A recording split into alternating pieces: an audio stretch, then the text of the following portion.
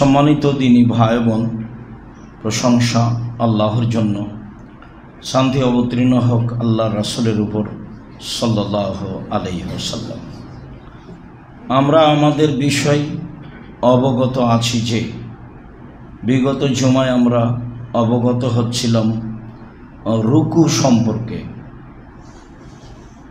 আজকের জুমায় আমরা অবগত হব সিজদা সম্পর্কে। আমরা এভাবে অবগত আছি যে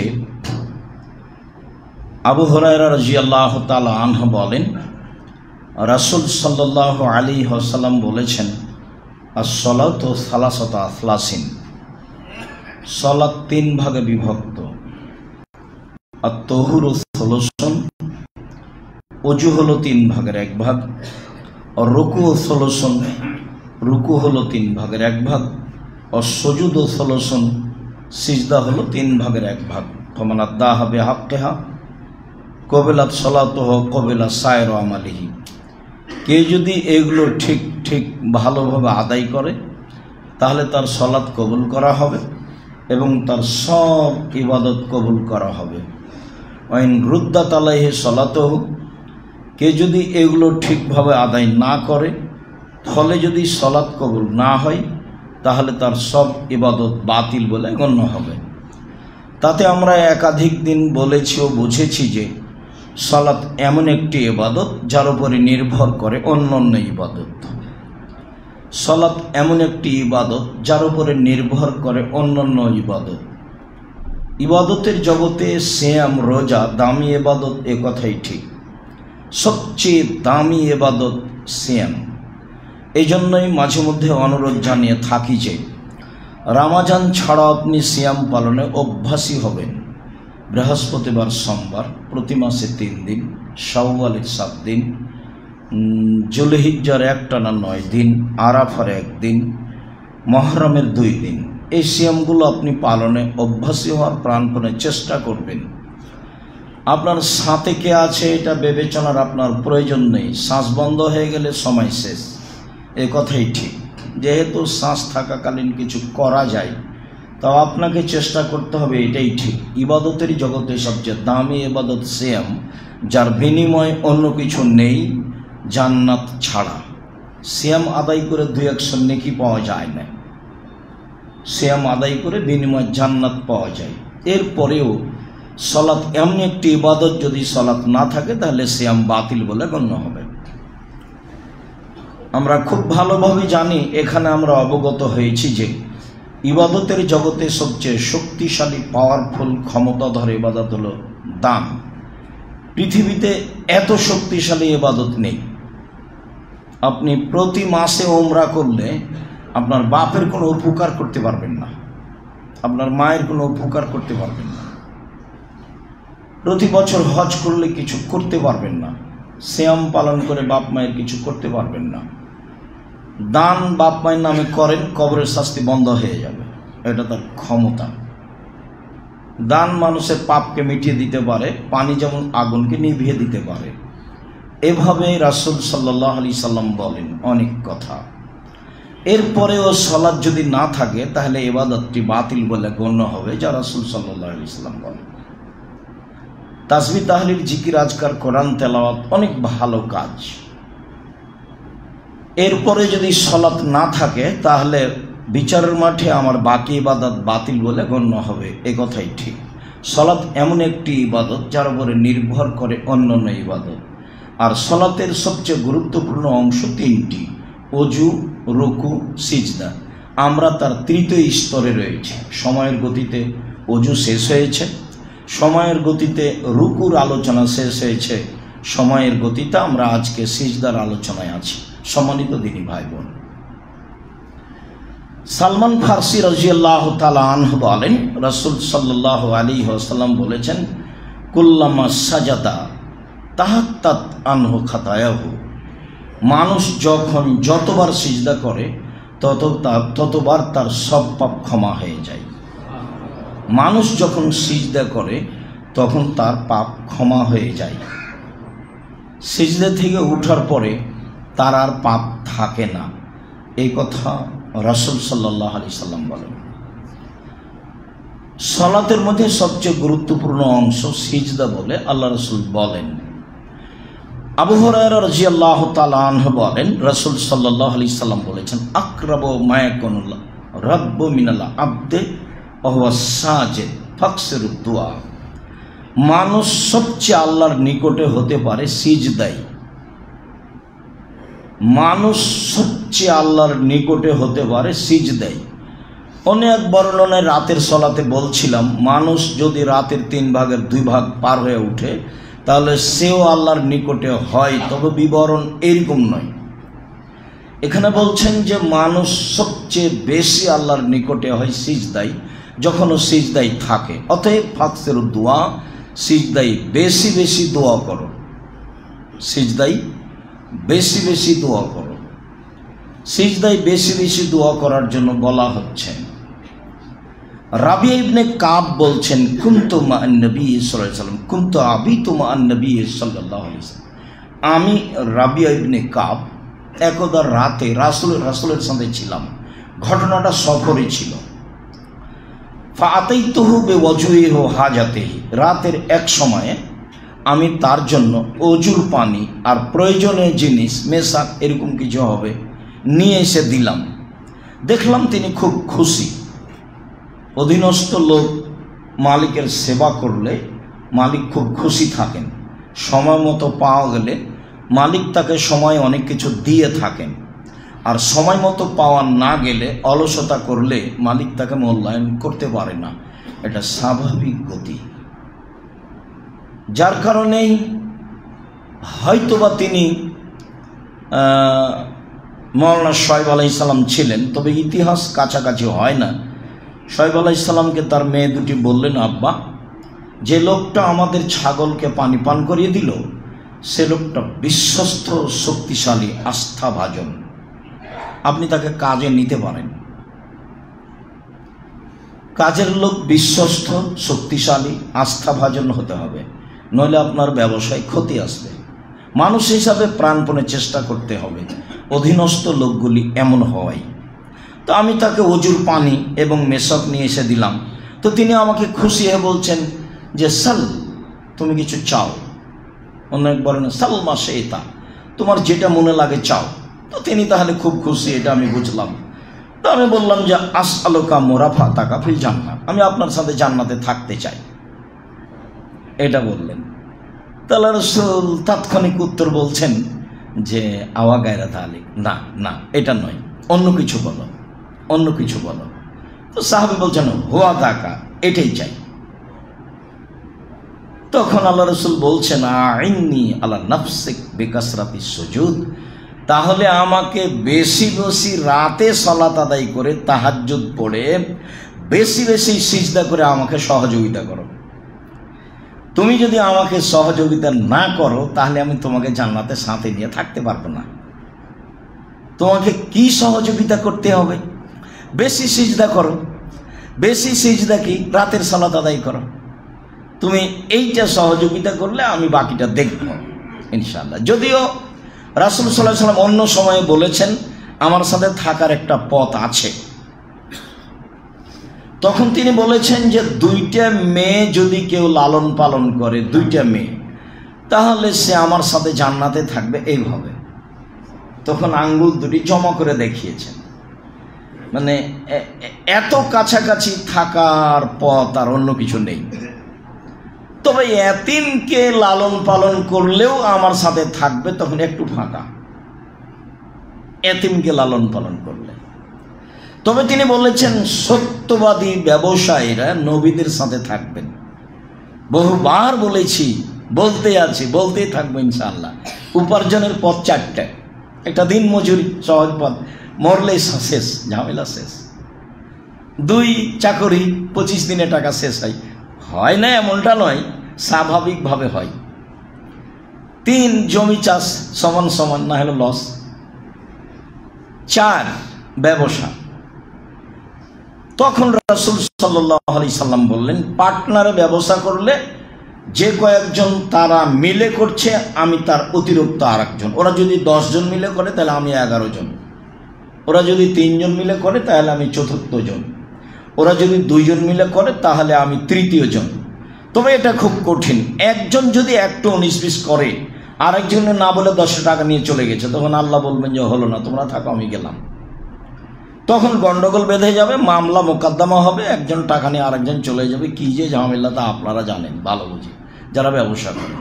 তো নিজেই ব্যবসা করেন, সত্যবাদী ব্যবসায়ী নবীদের সাথে জান্নাতে থাকবেন, এভাবে তিনি বলেন, রাসূল সাল্লাল্লাহু আলাইহি ওয়াসাল্লাম যা বলেন। সম্মানিত দিনী ভাই বোন, সিজদা। মাদিন ইবনে তালহা বলেন যে সাআলতু সাওবানা মাওলা রাসূলিল্লাহ সাল্লাল্লাহু আলাইহি ওয়াসাল্লাম, আমি রাসূলের গোলাম সাওবানকে বললাম যে আখবিরনি বিআমালিন ইজা আমালুহু ইদখিলুল্লাহু বিল জান্নাহ, আমাকে একটা আমলের কথা বলেন যেটা আমি করলে জান্নাতে চলে যাব। ফাসাকাতা, দেখলাম সাওবান চুপ হয়ে গেল। আমি আবার বললাম বলেন, তো উনি চুপ হয়ে গেলেন। আমি আবার বললাম বলেন কি করলে জান্নাতে চলে যাব। তখন উনি বলছেন দেখেন, সালতো আন যালিকা রাসূলুল্লাহ সাল্লাল্লাহু আলাইহি ওয়াসাল্লাম, আমি এটাই রাসূলকে জিজ্ঞাসা করেছিলাম। আমিও বলেছিলাম যে একটা আমলের কথা বলেন যাতে আমি জান্নাতে চলে যাব। তখন আল্লাহ রাসূল যেটা বলেছিলেন সেটাই বলি, এই জন্য আমি থেমেছিলাম। আল্লাহ রাসূল বললেন যে আলাইকা বিকাসরাতিস সুজুদ, তুমি বেশি বেশি সিজদা করো, মানে তাহাজ্জুদ পড়ো। তুমি বেশি বেশি সিজদা করো। কেন? ফাইন্নাকা লা তাসজুদু ইল্লা রাফাকাল্লাহু বিহা দারাজা, যখনই তুমি সিজদা করবে তখন তোমার মান বেড়ে যাবে।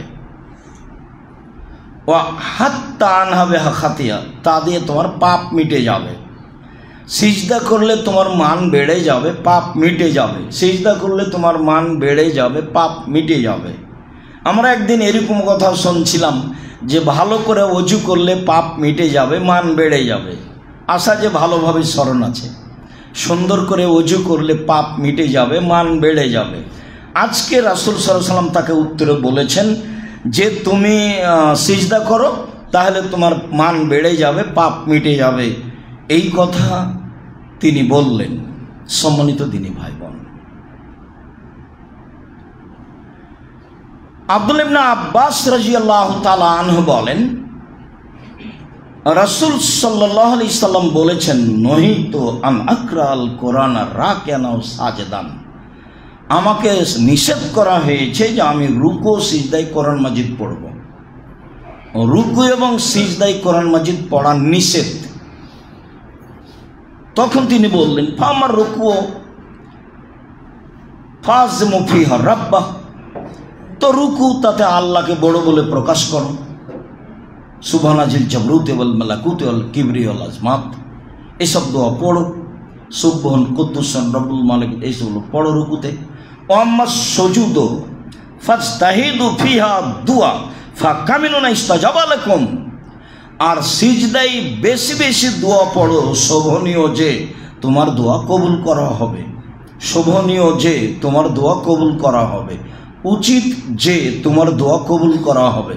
তার মানে একটু আগে বুঝতে পারলাম যে সিজদাই সবচেয়ে কাছাকাছি হওয়া যায় আল্লাহ।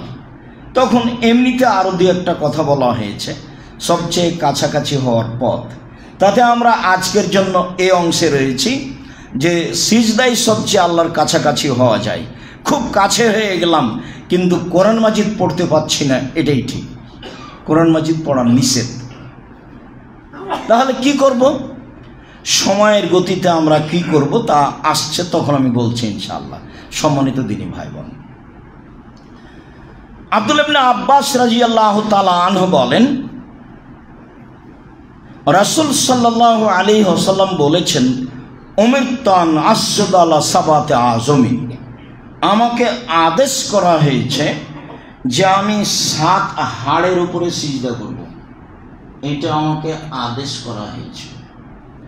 আমাকে আদেশ করা হয়েছে যে 7টি হাড়ের উপরে আমি সিজদা করব। 1 আলাল জাবহাতে, কপালের উপর। 2 অল ইয়াদাইন, 2 হাতের উপর। 3 অলা রুকবাতাইনে, 2 হাঁটুর উপরে। 4 ওয়ালা আতরাফিল কাদামাইনে, দুই পায়ের শেষ প্রান্তের উপরে, বৃদ্ধাঙ্গুলের উপরে। তাহলে সিজদার সময় আমার 7টা হাড্ডি মাটিতে লেগে থাকবে, এ আদেশ আমাকে করা হয়েছে। বুখারী মুসলিম। 1 কপাল, 2 হাত, 3 5 2 হাঁটু, 7 2 পায়ের বৃদ্ধাঙ্গুল। সিজদার অবস্থা এটা থাকতেই হবে।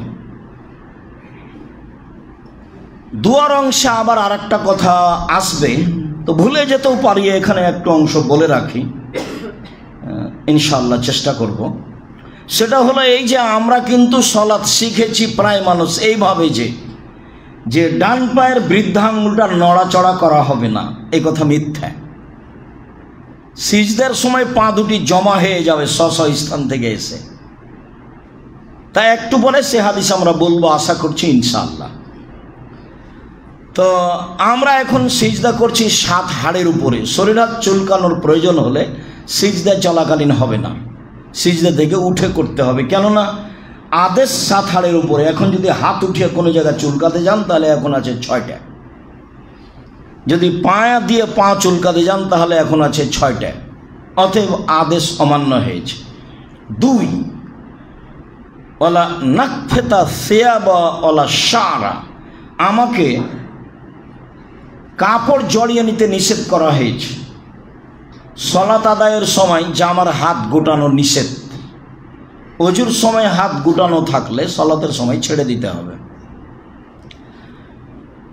আমাকে কাপড় জড়িয়ে নিতে নিষেধ করা হয়েছে।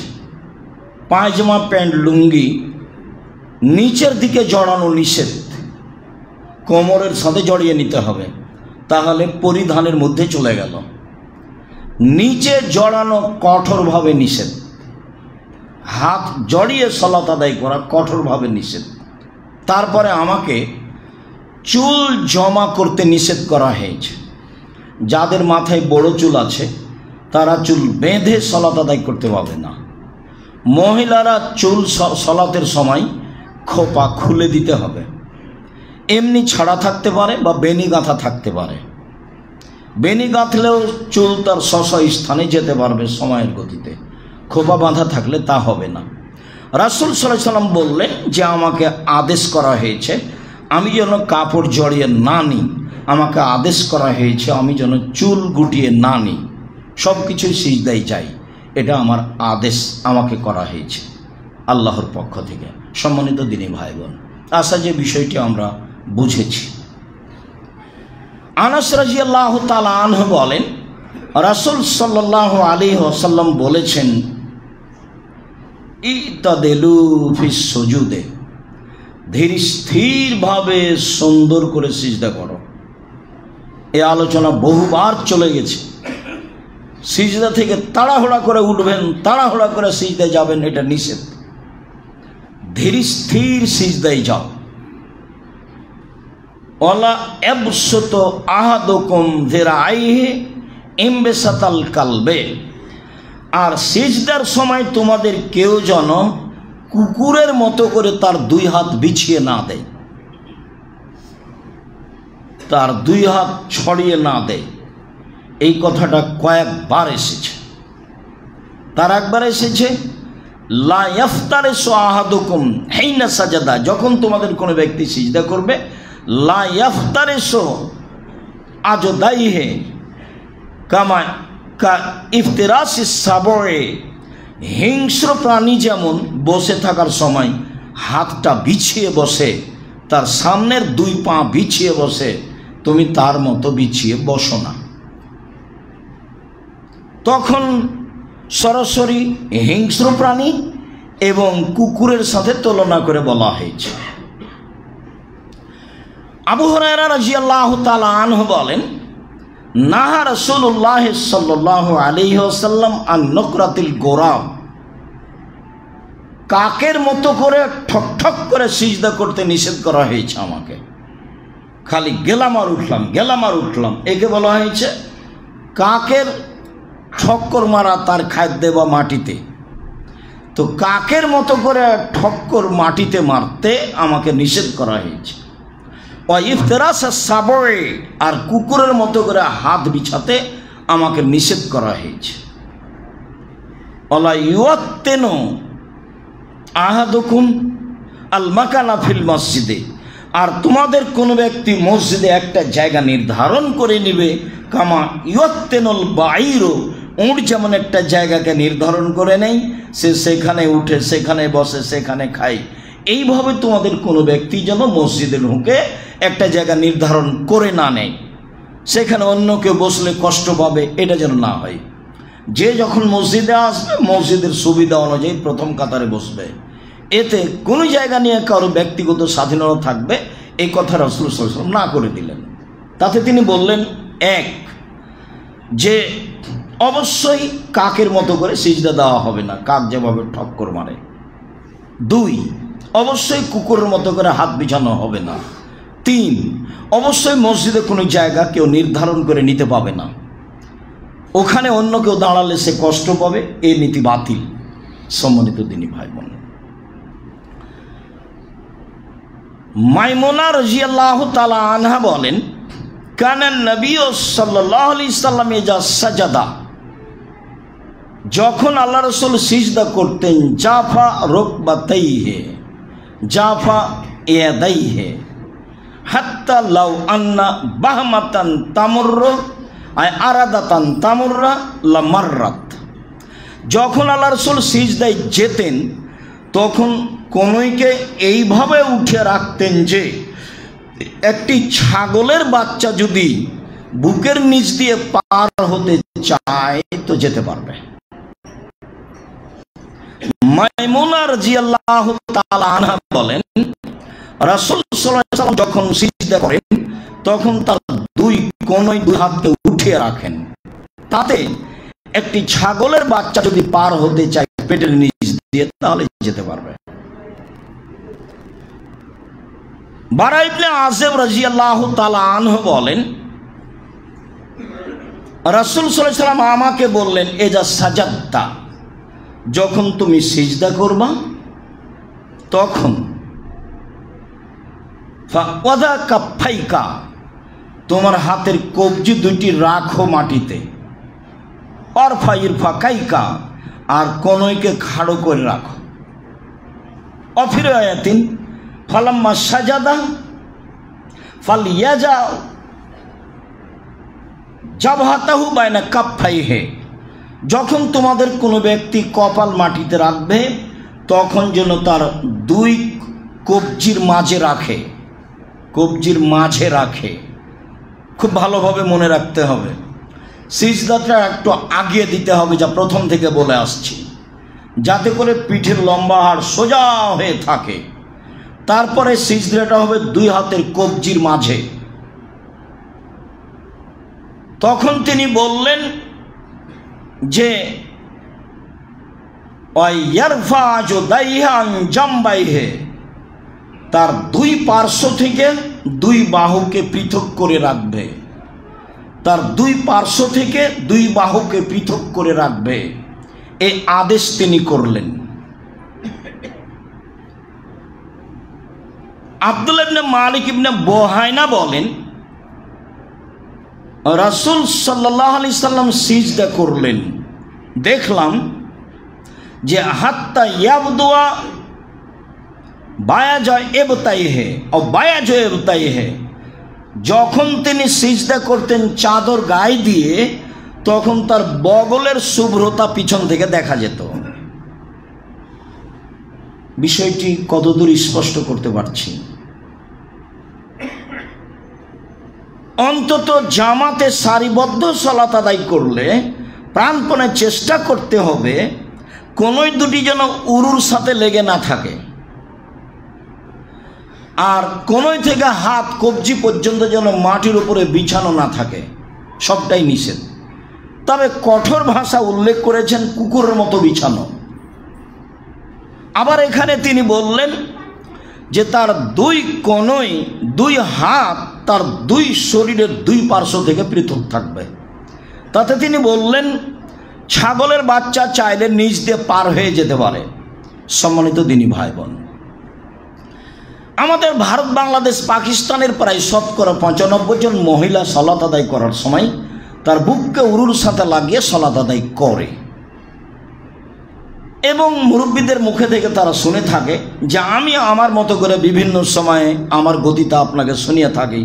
সেটা চাঁপাইনবাবগঞ্জের গতিতে চাঁপাইনবাবগঞ্জের মহিলারা যেভাবে বলে যে বুবু যখন তুমি সিজদায় যাবা বুবু, তখন একেবারে হাতি যেমন মাটিতে পড়ে যায় তেমন মাটিতে পড়ে গিয়ে একবারে আঁটো সাঁটো হয়ে সিজদা করিও বুবু। তুমি যদি তোমার দুই কনইকে দুই উরু থেকে পৃথক করো বুবু, তাহলে লজ্জায় তাহলে দুই স্থান ঝুলন্ত থাকবে বুবু, তখন পর্দার ব্যাঘাত ঘটবে। বুবুর সব কথায় নাকি বোখারিতে আছে, বলার সময়তে বলে যে বোখারিতে আছে, এরকম কোনো কথাই নাই। রাসূল সাল্লাল্লাহু আলাইহি ওয়াসাল্লাম বলছেন সাল্লু কামা রাআইতুমুনি উসাল্লি, পৃথিবীর মানুষ তোমরা যেভাবে আমাকে সালাত আদায় করতে দেখছো সেভাবে দেখো। এর সামান্যতম ভিন্ন কোনো বর্ণনা নেই।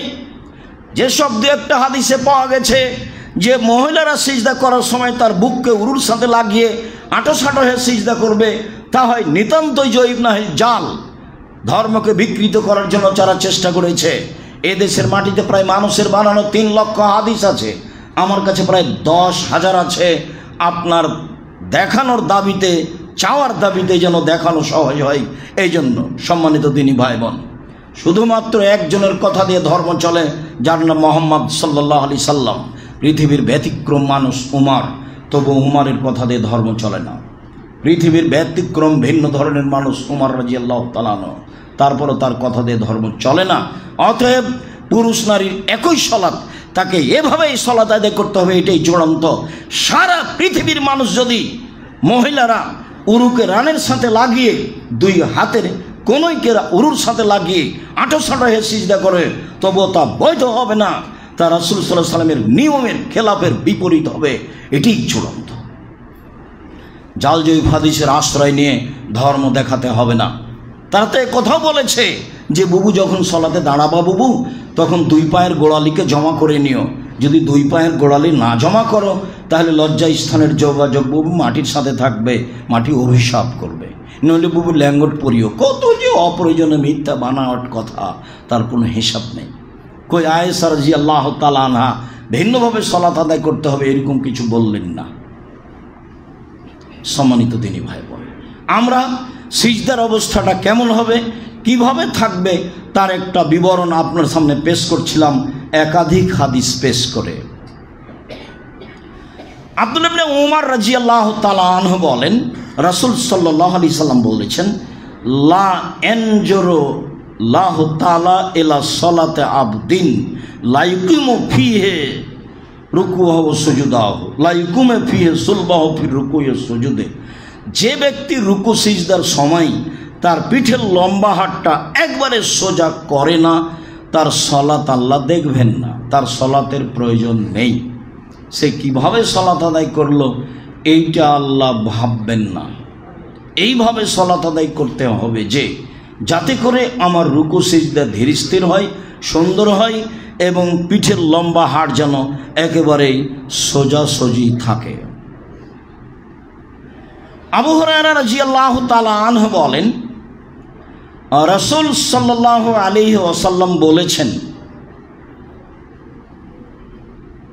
যখন তোমাদের কোনো ব্যক্তি সিজদায় যাবে, তখন সিজদাটা তার এমন হতে হবে যে সে যেন প্রশান্তি ও তৃপ্তি লাভ করে যে আমি সিজদায় আছি।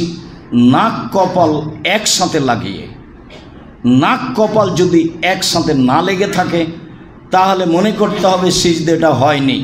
নাককে ভিন্নভাবে বলা হয়নি, নাক আগে যাবে না কপাল আগে যাবে, একথা রাসূল সাল্লাল্লাহু আলাইহি সাল্লাম বলেননি।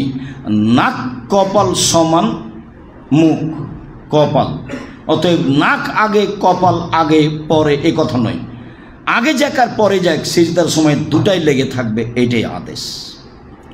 আবু হুরায়রা রাদিয়াল্লাহু তাআলা আনহু বলেন, রাসূল সাল্লাল্লাহু আলাইহি সাল্লাম বলেছেন, এজা সাজাদা আহাদুকুম ফালা ইয়াবরুকু কামা ইয়াবরুকুল বাঈদ।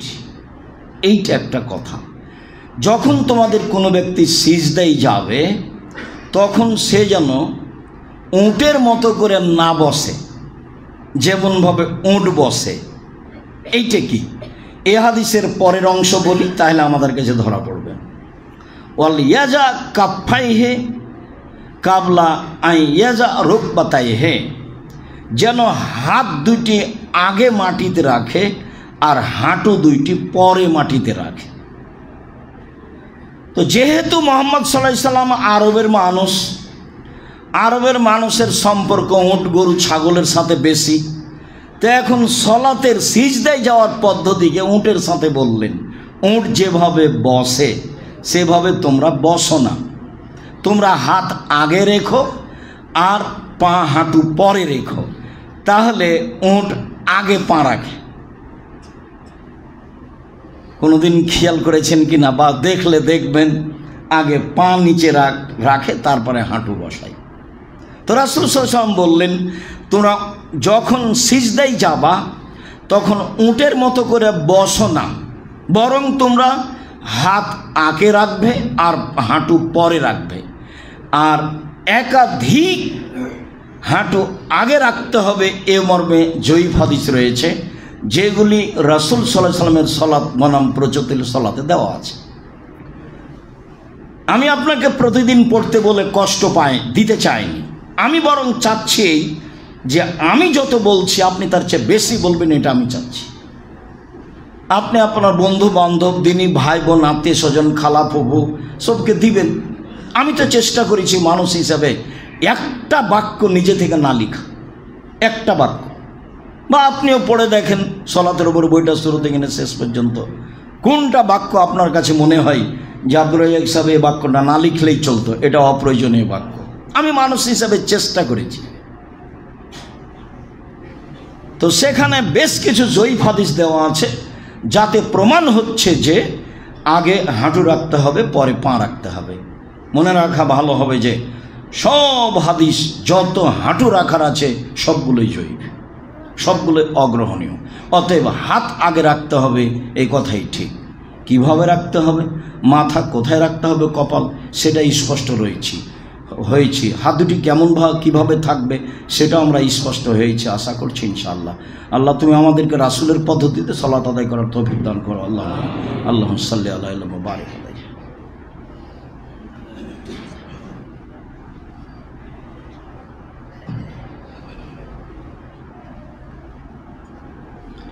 আলহামদুলিল্লাহি ওয়াহদা ওয়াসসালাতু ওয়াসসালামু আলা মান লা নাবিয়্যা বা'দা।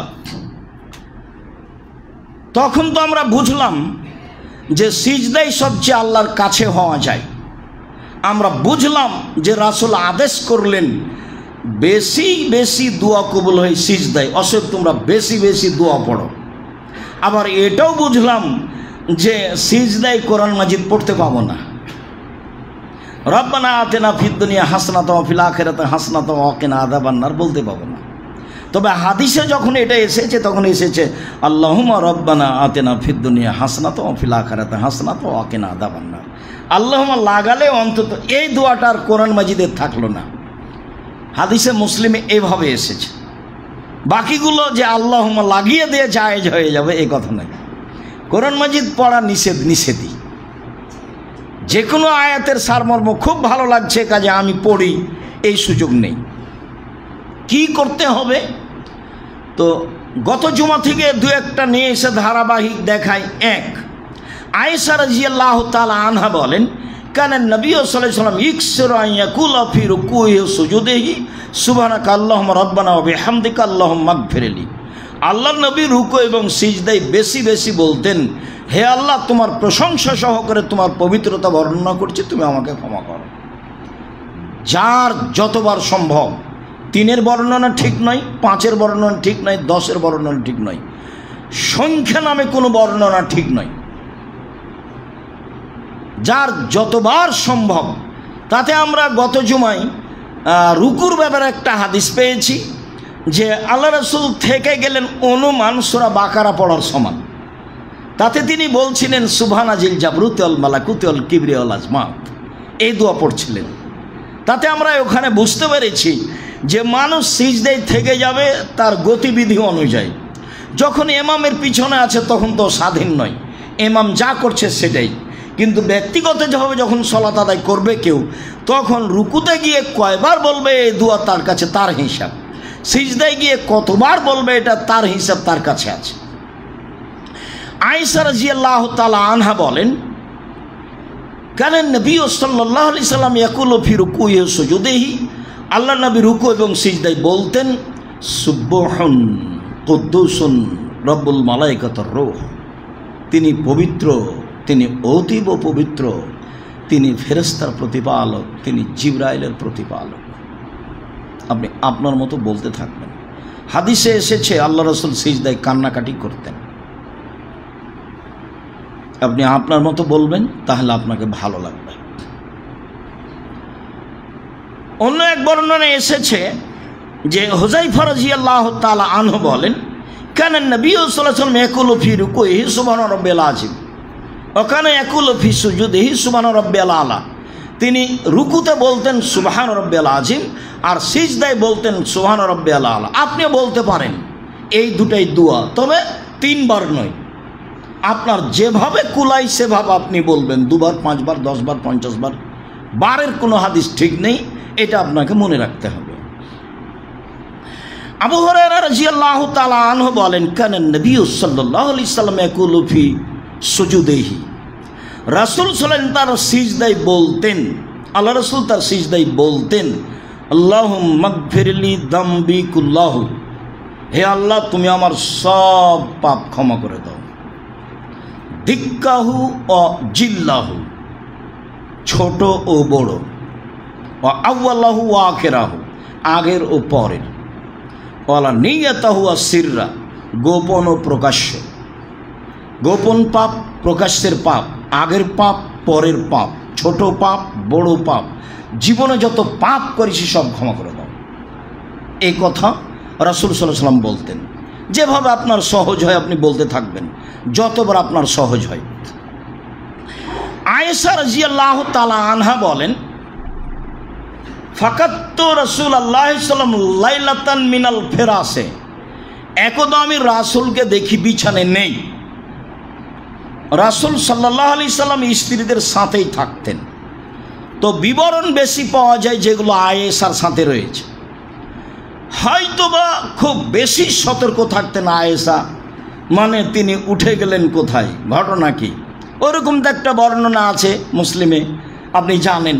এরকমভাবে আয়েশা রাদিয়াল্লাহু আনহা দেখছেন কি ব্যাপার, বিছানে নেই, তার কোনো স্ত্রীর কাছে গেছেন মনে হয়, দেখি কোথায় গেলেন, তো উঠলেন, উঠে কোথায় যেতে পারেন।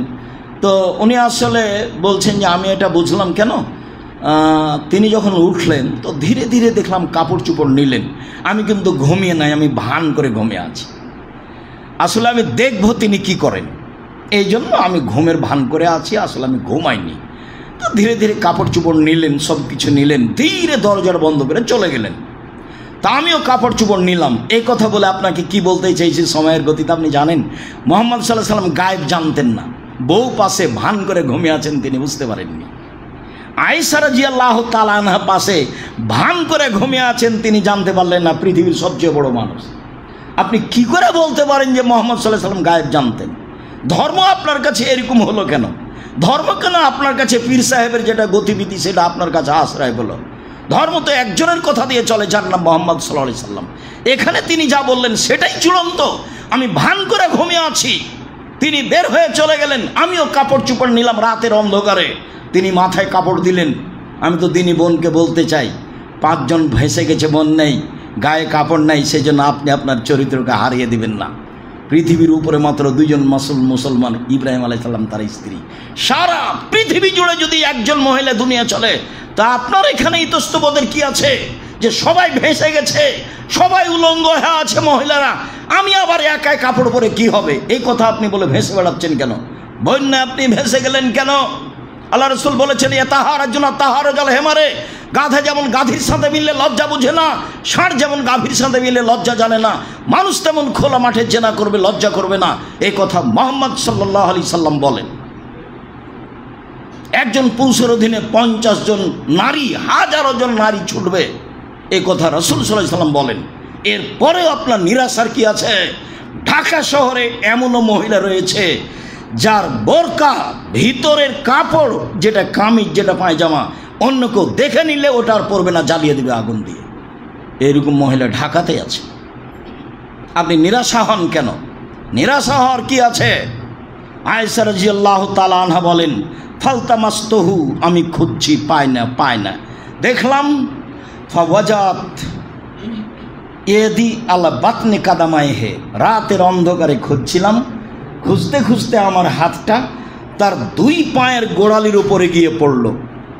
ওয়া ফিল মসজিদ, তখন দেখি তিনি মসজিদে আছেন বা সিজদায় আছেন।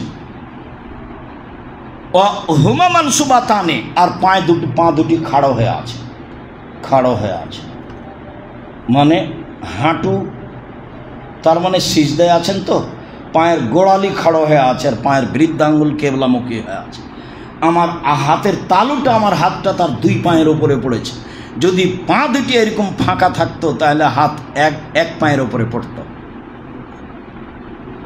আল্লামা বাইহাকি রাহিমাহুল্লাহ এই হাদিস পেশ করে বলেছেন, সিজদার সময় 2 পা একসাথে জমা ধরে থাকবে, সিজদার সময় 2 পা একসাথে জমা ধরে থাকবে, এ কথাই ঠিক।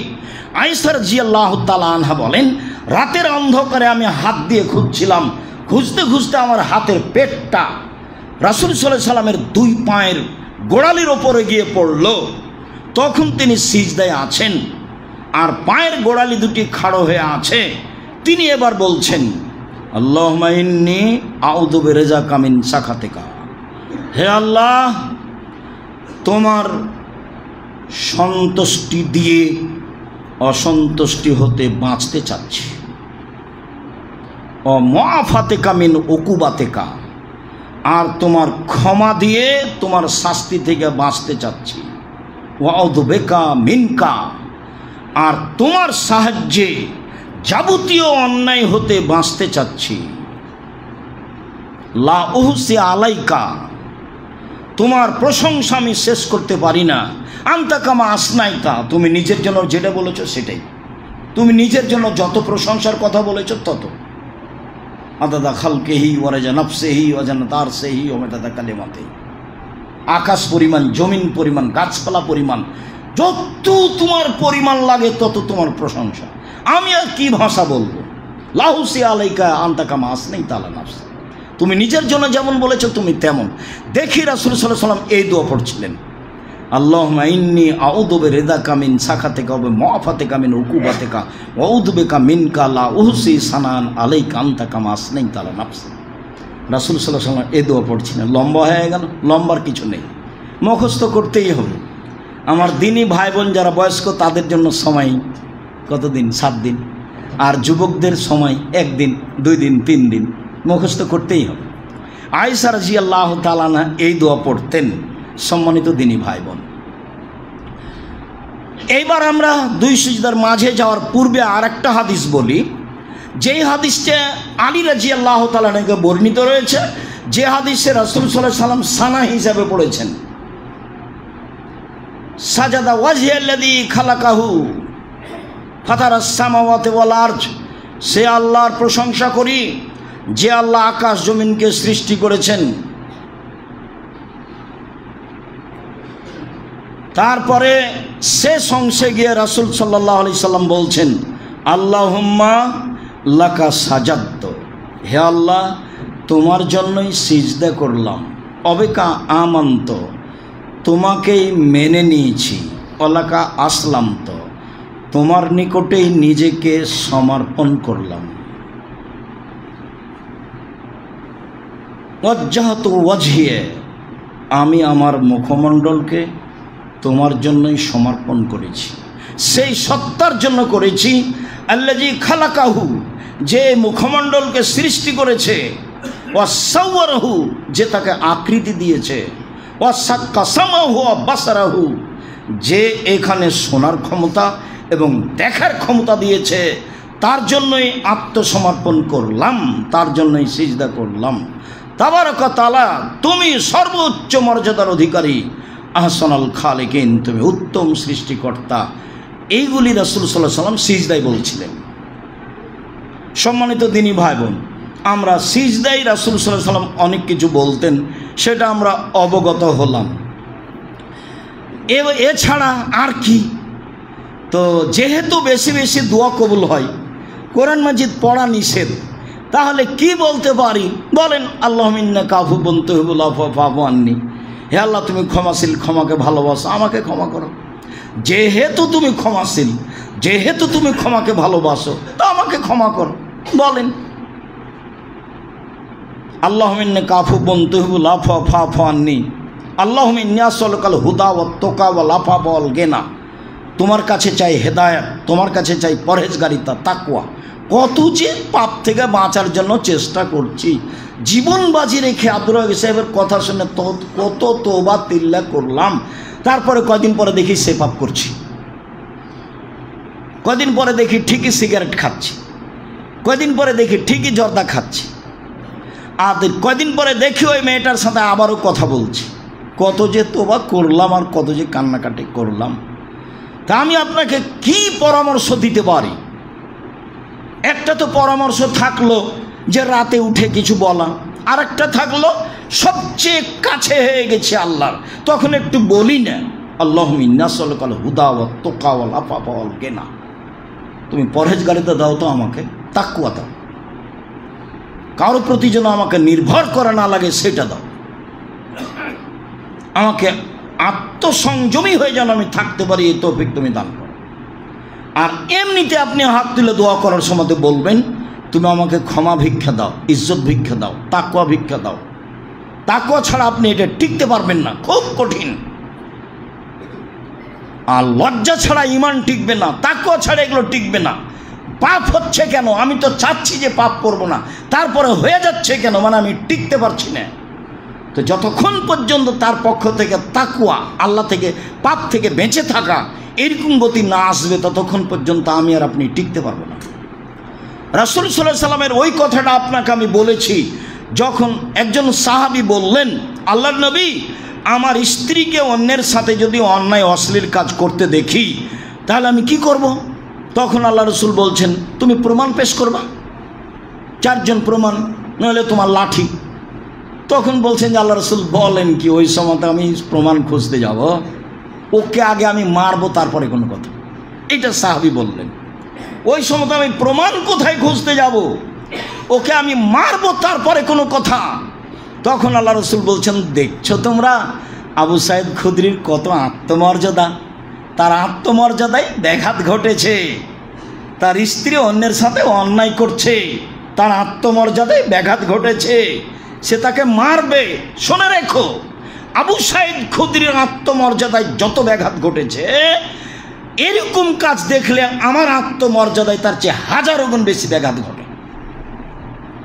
আর আমার আত্মমর্যাদাতে এরকম কাজ দেখলে যত ব্যাঘাত ঘটে, আল্লাহর আত্মমর্যাদায় তার চেয়ে 1000 গুণ বেশি ব্যাঘাত ঘটে। তাহলে আল্লাহ কত অসন্তুষ্ট হন।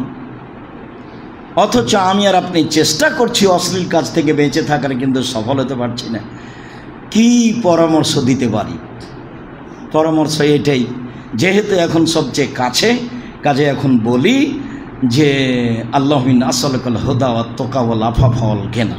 আর না হলে সালাম ফেরার পরে আবার সিজদায় বলি যে তুমি আমাকে তাকওয়া ভিক্ষা দাও, ইজ্জত ভিক্ষা দাও, ক্ষমা ভিক্ষা দাও, তাকওয়া ভিক্ষা দাও।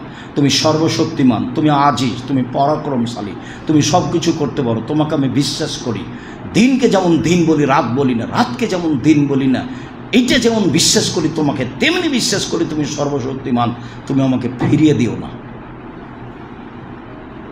তুমি আমাকে তাকওয়া দাও। আপনি আপনার মতো করে মানুষ হিসাবে খুব চাপ দিয়ে বলতে থাকেন, খুব চাপ দিয়ে বলতে থাকেন। সকাল যেন হয় না, সকাল হওয়ার আগে আগে আমাকে তাকওয়া ভিক্ষা দিতে হবে, তাকওয়া ভিক্ষা নিয়ে সকাল করব।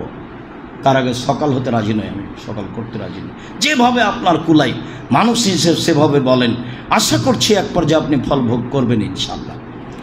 যেহেতু চাইলে তাকদীর পরিবর্তন হয়ে যায়, এটা হাদিসে এসেছে।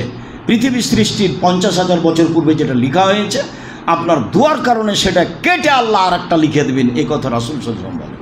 তাহলে এখন সবচেয়ে নিকটে হয়েছে এই সময়ে, আর সবচেয়ে বেশি কথা বলবো এই সময়ে। আর যদি তবুও শান্তি তৃপ্তি না পাই, তাহলে সালাম ফেরার পরে হাত তুলে যেভাবে মন চায় সেভাবে বলবো। সম্মানিত দিনী ভাই বোন, দুই সিজদার মাঝের দোয়া। আবু হুরায়রা রাদিয়াল্লাহু তাআলা আনহু বলেন, রাসূল সাল্লাল্লাহু আলাইহি সাল্লাম বলেছেন, আল্লাহুম্মা গফিরলি ওয়ারহামনি ওয়াআফিনি ওয়ারযুকনি, অন্য এক বর্ণনায় অহদিনী, হে আল্লাহ তুমি আমাকে ক্ষমা করো, আমাকে নিরাপত্তা দাও, তুমি আমাকে মাফ করো, তুমি আমাকে রুজি দাও। অন্য বর্ণনায় রয়েছে তুমি আমাকে খেতে দাও, তুমি আমাকে রুজি দাও, তুমি আমাকে মাফ করো, তুমি আমার প্রতি দয়া করো। অন্য এক বর্ণনায় এসেছে রাসূল সাল্লাল্লাহু আলাইহি ওয়াসাল্লাম বলতেন, হুযায়ফা রাদিয়াল্লাহু আনহু বলেন, ফায়াকুলু বাইনা সাজদাতাইনি রব্বিক ফিরলি রব্বিক ফিরলি, হে আল্লাহ তুমি আমাকে ক্ষমা করো, হে আল্লাহ তুমি আমাকে ক্ষমা করো। এক বর্ণনায় এসেছে একবার, এক বর্ণনায় এসেছে দুইবার। তখন বিদ্বানগণ বলতে চেয়েছেন যে যেহেতু দুইবার মানে একাধিকবার, তখন আমি দুই সিজদার মাঝে এটাও বলতে পারি, রব্বিক ফিরলি রব্বিক ফিরলি রব্বিক ফিরলি, আল্লাহ তুমি আমাকে ক্ষমা করো, আল্লাহ তুমি আমাকে ক্ষমা করো, আল্লাহ তুমি আমাকে ক্ষমা করো। সম্মানিত দিনী ভাই বোন, আমরা মোটামুটি রুকুতে কি বলবো, সিজদায় কি বলবো, সিজদার দুইটা সিজদার মাঝে কি বলবো, এবং আমাদের সিজদার অবস্থা কেমন হবে, হাত কেমন হবে, আমাদের মুখমণ্ডলটা কোথায় রাখবো, দুই হাতের মাঝে দুই কবজির মাঝে, এটা আমরা মোটামুটি অবগত হয়েছি। সম্মানিত দিনী ভাই বোন, আমি আপনাকে রাসূলের পদ্ধতিতে আন্তরিকভাবে রুকু সিজদা করার জন্য অনুরোধ জানাচ্ছি। অবশ্যই সুন্দর করে ওযু করবেন, তাড়াহুড়া করবেন না। অবশ্যই সালাত আদায় করবেন। অল্প সময় যদি করতে চান তাহলে সূরা নাস আর ফালাক পড়েন। তার চেয়ে যদি অল্প সময় করতে চান তাহলে প্রথম রাকাতে বলেন আসর ওয়াল আসরি ইন্নাল ইনসানা লাফি খুসর, আর দ্বিতীয় রাকাতে পড়েন সূরা কাউসার ইন্না আতাইনা কাল কাউসার। তাহলে সহজে তাড়াতাড়ি হয়ে যাবে। রুকুর মান বজায় রাখবেন, সিজদার মান বজায় রাখবেন, নইলে সালাত হবে না এ কথাই ঠিক, নইলে সালাত হবে না এ কথাই ঠিক। হাত বিছিয়ে সালাত আদায় করলে তা হবে কুকুরের বিছানো, হিংস্র প্রাণীর বিছানো, তা সিজদা হবে না এ কথাই ঠিক। মহিলা পুরুষের একই হুকুম। সারা পৃথিবীর মহিলা যদি এইভাবে আঁটো সাঁটো হয়ে বুককে উল্টোর সাথে লাগিয়ে সালাত আদায় করে, কারো সালাত হবে না এ কথাই ঠিক। রাসূল সাল্লাল্লাহু আলাইহি ওয়াসাল্লামের পদ্ধতিতে সালাত আদায় করতে হবে, এটাই চূড়ান্ত। সাল্লু কামা রাআইতুমুনি উসাল্লি, পৃথিবীর মানুষ আমাকে যেভাবে সালাত আদায় করতে দেখছো সেভাবে তোমরা সালাত আদায় করো। আব্দুর রাজ্জাক সাহেব আল্লাহ রাসূল কি বেঁচে আছেন তাকে দেখবো, তাহলে আমরা মানুষ হিসেবে নির্ভরযোগ্য কথাটা গ্রহণ করি। তিনি বললেন আমি চলে গেলাম, দুইটা জিনিস রেখে গেলাম, কোরআন আর হাদিস। তাহলে হাদিসে অনেক ব্যাঘাত ঘটেছে, তো সেইগুলো আশ্রয় নিব কীভাবে? বুখারীতে নিই, সবার বিশ্বস্ত কিতাব। কালকে রুকু সিজদা বুখারীতে দেখি, সবার বিশ্বস্ত কিতাব মুসলিমে দেখি, সবার বিশ্বস্ত কিতাব রিয়াজুস সালেহিন তাতে দেখি। আর আমরা মানুষ হিসেবে বলছি, আমরা যেটুকু লিখেছি তাতে মানুষ হিসেবে চেষ্টা করেছি, এখনও দেখতে পারেন। যেখানে ৬০-৭০% মিথ্যা কথা লেখা আছে, সেটা ফাজাইল হোক আর কিছু হোক, সেখানে আপনি আশ্রয় নিয়ে কোরআন হাদিস মনে করবেন যে আমি মানছি, এ কথা ঠিক নয়। আপনি একটা বইয়ে দেখলেন এক ওয়াক্ত নামাজকে যদি কাজা করে ৮০ হোক বা জাহান্নামে থাকতে হবে, এ তো প্রমাণ দুনিয়াতে খুঁজে পাবেন না। তাহলে কতদিন আমি আপনাকে বললাম মুকসিদুল মুমিনিন বই একটা হেডলাইন আছে যে অবিবাহিত ছেলেমেয়ের পড়া নিষেধ। তো হেডলাইন যে দেখে সেই পড়ে, হেডলাইন যে দেখে সেই পড়ে। কী রে, কী লেখা আছে এখানে? অবিবাহিত ছেলেমেয়ের পড়া নিষেধ কেন? তো এখন দেখা যাচ্ছে, পড়ার পরে দেখা যাচ্ছে যে ভরা পেটে স্ত্রী মিলন হলে ছেলে টেরা হয়, সফরের পূর্বে স্ত্রী মিলন হলে ছেলে কানা হয়, চন্দ্র সূর্য গ্রহণে স্ত্রী মিলন হলে ছেলে ল্যাংড়া হয়, এগুলো কথা লেখা আছে। আল্লাহ বলছেন নিসাউকুম হারসুল লাকুম ফাতু হারসাকুম আন্না শি'তুম, পৃথিবীর মানুষ তোমাদের স্ত্রী তোমাদের জমি, তোমাদের স্ত্রী তোমাদের ক্ষেত, তোমরা তোমাদের স্ত্রীর কাছে আসো তোমাদের ইচ্ছা মতো। সকালে কি, বিকালে কি, দুপুরে কি, খাওয়ার আগেই কি, খাওয়ার পরেই কি, সফরের পূর্বেই কি, চন্দ্রগ্রহণ লাগলেই কি আর না লাগলেই কি। মৃত অবস্থায় বেঁচে থাকতে হবে, তা আল্লাহ বলেছেন। অতএব আল্লাহর কথা যেটা, রাসূলের কথা যেটা, সেটাকে প্রাণপণে মানার চেষ্টা করব। মর্মে সকল দিনই ভাই বোনকে যারা আমাদের সামনে আছেন, যারা অনলাইনে অবগত হচ্ছেন, যারা সময়ের গতিতে অবগত হবেন সকল দিনী ভাই বোনকে রাসূলের পদ্ধতিতে সালাত আদায় করার জন্য আন্তরিকভাবে অনুরোধ জানিয়ে বলতে চাচ্ছি যে অবশ্যই আপনি রুকু সিজদা ঠিকভাবে করবেন। অবশ্যই এখানে ভাড়া দিয়ে আমরা থাকি, জামিয়া সালাফিয়ার সুবাদেই আছি, মূলত এটাই। আর আমি যখন যেখানে যাই জামিয়া সালাফিয়ার সুবাদেই যাই, এটা আমার মাথায় আছে। জামিয়া সালাফের কথা সহজে কেউ বলে না, বলার অনুমতিও নেই। মর্মে আপনি জামিয়া সালাফির বিষয়টি অবশ্যই আপনার অন্তরে রাখবেন। আমি ভালোবাসার সাথে আপনার কাছে চাচ্ছি, এটা কষ্টে চাইনি, চোখ চাইলো তাই দিলাম, এভাবে আমি চাইনি। আমি চাচ্ছি যে শিরক মুক্ত প্রতিষ্ঠান, বিদাত মুক্ত প্রতিষ্ঠান, দল মুক্ত প্রতিষ্ঠান, সংগঠন মুক্ত প্রতিষ্ঠান, আপনার অন্তরটা যেন বড় হয়। 10 টাকা হলে শহরের মানুষ 10 টাকা দিয়ে নিজেকে ক্ষান্ত করবেন কেন? 200, 500, 1000 করবেন, যাতে করে কিছু কাজ হয়, মনটা সংকীর্ণ থাকে কেন? আমি সংকীর্ণ হওয়া চাইনি, আমি চাচ্ছি বড় হওয়া। জামিয়া সালাফ রূপগঞ্জে সম্মেলন হবে, তার জন্য ছেলেরা টাকার কথা বলেছে, গোপনে একবারে নিচে তলায় আছে, সেখানে থাকবেন। যাওয়ার সময় সবাই বই পুস্তকগুলি সাথে সাঁতাল ইতিসাম পত্রিকা, একটা ফ্রির একটা নগদ। ফ্রিটা আমি কিনেছি ওদের কাছ থেকে আপনাদের কাছে দেওয়ার জন্য। সম্মানিত দিনী ভাই বোন, সকলের আমরা কল্যাণ কামনা করি। আল্লাহ আমাদের যারা মারা গেছে তুমি তাদের কবর শাস্তি মাফ করো, আমরা যারা অসুস্থ তুমি তাদের আরোগ্য দান করো, আমরা যারা বেঁচে আছি তুমি তাদেরকে তোমার রাসূলের পদ্ধতি অনুযায়ী চলার তৌফিক দান করো, বিশেষভাবে রুকু সিজদা ঠিক করে সালাত আদায় করার তৌফিক দান করো। এ দাবি, এ দাওয়া, এ দোয়া তোমার দরবারে রেখে আজকের জুমার খুতবা এখানে শেষ করলাম।